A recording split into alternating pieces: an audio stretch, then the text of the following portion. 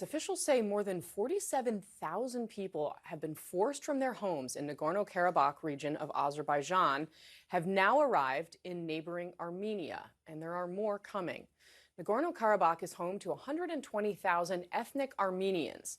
It's a mountainous enclave that's territorially part of Azerbaijan, but it's been controlled by ethnic Armenians for 30 years.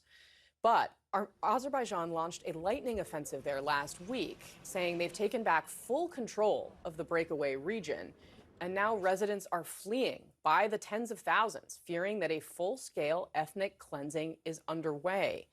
Azerbaijan denies those claims, but that's a risk that the people of Nagorno-Karabakh are not willing to take.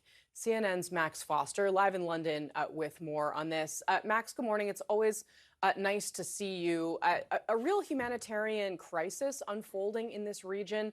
What happened to cause this to happen now? Well, it was sudden.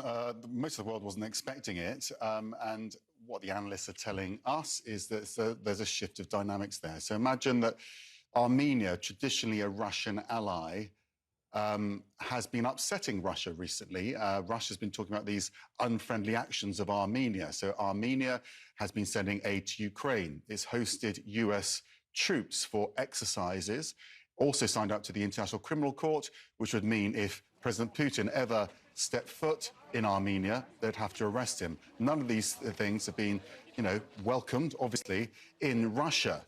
So analysts suggesting that Azerbaijan has seen an opportunity here to go in, clean out Armenians, ethnically cleanse is the accusation, and then they'd have no response from Russia. So they saw an opportunity here, and indeed that has happened. Russia hasn't stepped in to prevent this happening.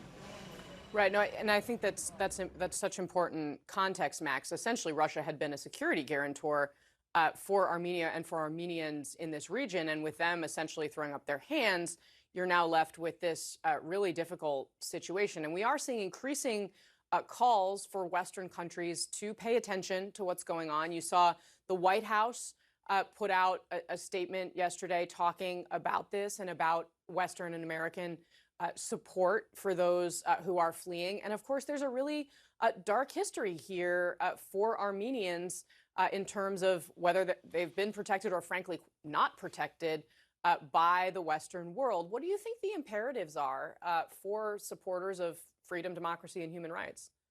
Well, in a way, it's contained at the moment because this region is internationally recognized as part of Azerbaijan. So whilst it's contained, it's difficult for other countries to get too involved, as it were. The Americans are clearly concerned about a humanitarian crisis, ethnic cleansing happening there.